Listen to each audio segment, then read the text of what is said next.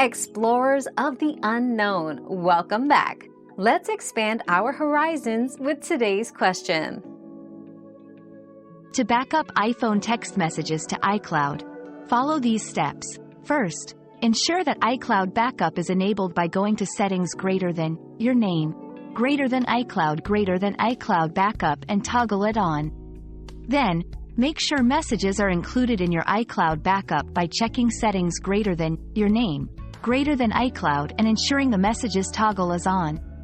To perform a manual backup at any time, go back to iCloud Backup in the settings and select Backup Now. Your text messages will be safely stored in iCloud, accessible from any device logged into your iCloud account. Your daily dose of discovery ends here, but the journey of learning never stops. Subscribe and join us again for more answers tomorrow.